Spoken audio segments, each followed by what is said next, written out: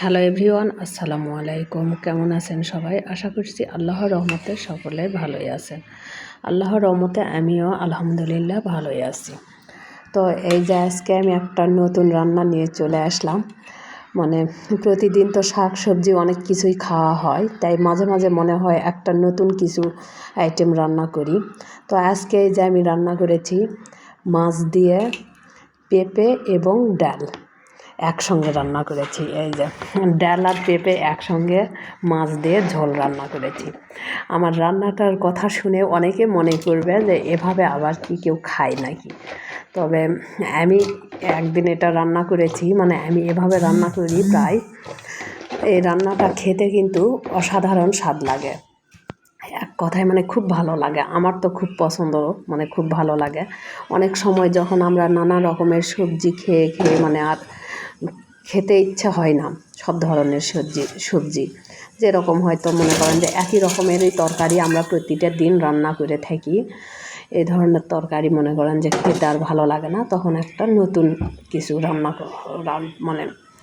সেটাই আমি এটা করলাম। যেহেতু পেঁপে আর ডাল একসঙ্গে রান্না করেছি, একটা নতুন রান্নাই বলি।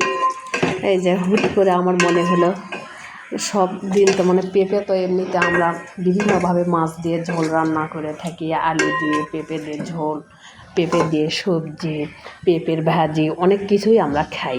তো হঠাৎ করে আমার মনে হলো পেঁপেটা আমি একটু ডাল দিয়ে রান্না করে খেয়ে দেখি তো কেমন লাগে।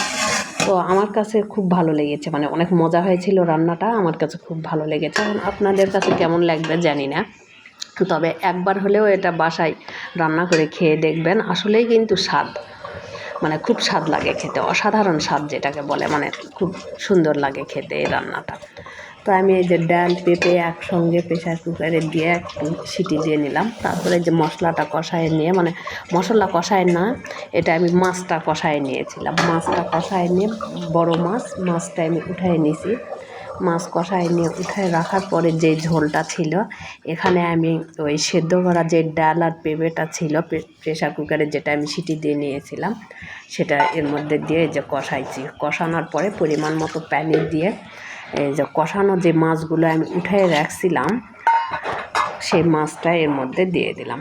দিয়ে যে কিছুক্ষণ রান্না করলে আমার রান্নাটা মোটামুটি কমপ্লিট হয়ে যাবে।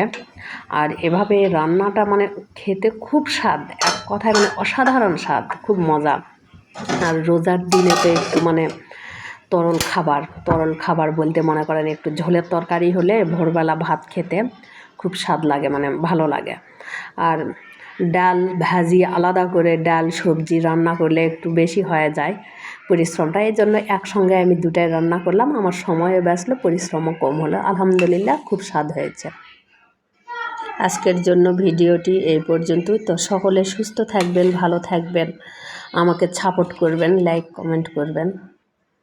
আল্লাহ হাফেজ সবাইকে।